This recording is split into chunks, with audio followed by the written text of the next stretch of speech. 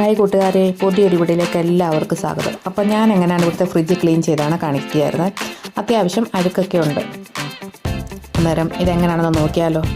ഞാൻ ക്ലീൻ ചെയ്യുന്നതാണ് ഞാനിവിടെ കാണിക്കുന്നത്. അന്നേരം നമുക്ക് ഇതിന് കുറച്ച് ചേരുവകൾ മാത്രം മതി. അത്യാവശ്യം ഇതിനകത്തിരുന്ന സാധനങ്ങളൊക്കെ ഞാൻ വെളിയിലെടുത്തിട്ടുണ്ട്. എന്നിട്ട് ഇത് കാണിച്ചു തരികയാണ്. ഒരാഴ്ചയോളമായി ക്ലീൻ ചെയ്തിട്ട് അഴുക്കായിട്ടിരുന്നെങ്കിലല്ല അഴുക്ക് കളയുമ്പോൾ നമുക്കറിയാൻ പറ്റത്തുള്ളൂ. ഇത് എക്സോയുടെ സോപ്പ് ഉണ്ടല്ലോ, അതിനകത്ത് ശകലം വെള്ളം ഒഴിച്ചിട്ട് എടുത്തതാണ്. നമുക്ക് ലിക്വിഡ് ആണെങ്കിലും ഉപയോഗിക്കാം. ഇവിടെ ഇതേ ഉള്ളായിരുന്നു, അപ്പം ഞാനതാണ് ഉപയോഗിക്കുന്നത്. പിന്നെ പഴകി ഇവിടെ ഉണങ്ങിയിരുന്ന നാരങ്ങയാണ്, അപ്പം അതും കൂടി ഇതിനകത്തോട്ടിടാം. പിന്നെ വേറെ ഒരെണ്ണമെന്ന് വെച്ച് കഴിഞ്ഞാൽ ഇവിടെ ഒരാളിവിടെ കൊണ്ടുവന്ന് തന്ന കേട്ടോ. ഇത് നല്ലതാണ്, നല്ല പെട്ടെന്ന് ഇത് അഴുക്ക് പോകും. ഇതില്ലെന്നുണ്ടെങ്കിൽ ഇത് മാത്രം ആയാലും മതി. ഞാൻ ഇത് മൂന്നും കൂടെ വെച്ചിട്ടാണ് ഞാൻ തറ ക്ലീൻ ചെയ്യുന്നതിനും ഈ ഒരു പൊടി ഉപയോഗിക്കുക. നല്ല പെട്ടെന്ന് എത്ര വലിയ കറകളാണെങ്കിലും അത് പോകും. അന്നേരം പിന്നെ നമുക്ക് അതിനകത്ത് ആവശ്യത്തിന് വെള്ളം കൂടി ഒഴിക്കാം. അപ്പം ഇതിനുള്ള കൂട്ട് റെഡി ആയിട്ടുണ്ട്. അന്നേരം ആദ്യം നമുക്കൊരു തുണിയിൽ ശകലം വെള്ളം തൊട്ടിട്ട് നന്നായിട്ടൊന്ന് ക്ലീൻ ചെയ്യാം. ആദ്യം അത്യാവശ്യം അഴുക്കളൊക്കെ ഒന്ന് കളയാം. നന്നായിട്ട് കറയൊക്കെ ഉണ്ട് ഇതിൽ. അപ്പം നമുക്ക് നന്നായിട്ട് ആദ്യം ഒന്ന് തുടച്ചെടുക്കാം.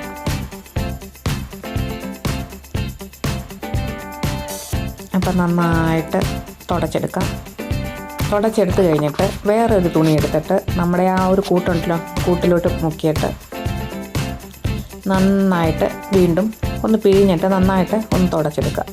പെട്ടെന്ന് ക്ലീനാണെന്ന് വെച്ചാൽ ഇത് പെട്ടെന്ന് ക്ലീനാകും. ആ ഒരു പൊടി ഇല്ലെന്നുണ്ടെങ്കിലും ഈ രണ്ട് കൂട്ടായാലും മതി.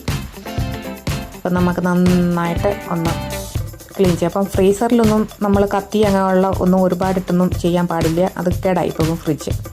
അതെല്ലാവർക്കും അറിയാമായിരിക്കും. ഇതെന്ന് വെച്ചാൽ ഇവിടുത്തെ ഫ്രീസർ ഓൺ ആക്കാറില്ല ഇവിടെ. ഇവിടുത്തെ ഫ്രിഡ്ജിൻ്റെ ഫ്രീസറിനകത്ത് ഞാൻ പയറുവർഗ്ഗങ്ങളൊക്കെയാണ് മെയിനായിട്ട് വയ്ക്കുന്നത്. അന്നേരം അത് പട്ടാനലായി പോകത്തതുമില്ല, നല്ല ഫ്രഷായിട്ടിരിക്കും. അന്നേരം നമുക്ക് നന്നായിട്ട് ഇതൊക്കെ ഒന്ന് തുടച്ചെടുക്കാം. അത്യാവശ്യം ഞാൻ ഇതൊക്കെ തുടച്ചിട്ടുണ്ട്. മുമ്പത്തേക്കാട്ടും നന്നായിട്ടൊന്ന് വൃത്തിയായിട്ടില്ലേ.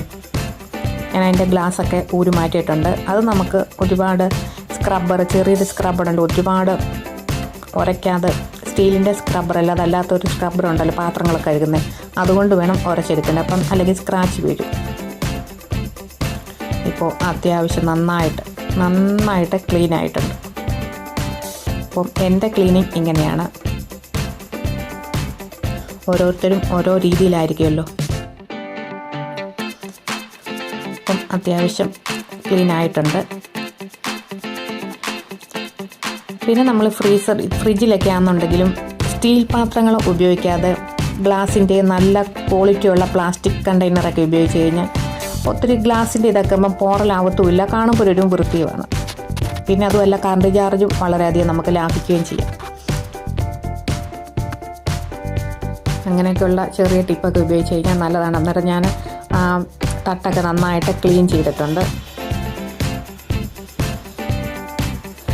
അപ്പം നിങ്ങൾക്ക് നോക്കുമ്പോൾ അറിയാം നന്നായിട്ട് ഇത് വൃത്തിയായിട്ടുണ്ട്.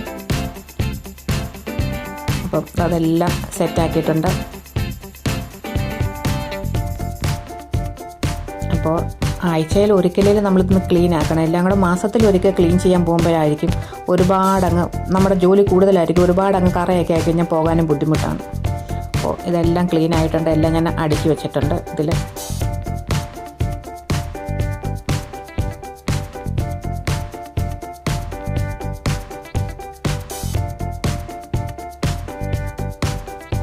ഓക്കെ, അപ്പോൾ പുതിയ വീഡിയോ ആയിട്ട് വീണ്ടും കാണാം. അപ്പോൾ എല്ലാവരും ചാനലൊക്കെ ഒന്ന് സബ്സ്ക്രൈബ് ചെയ്യണം, ഹൈപ്പ് ചെയ്യണം, ഷെയർ ചെയ്യണം. അപ്പോൾ താങ്ക് യു സോ മച്ച്. ഇനി വീണ്ടും കാണാം.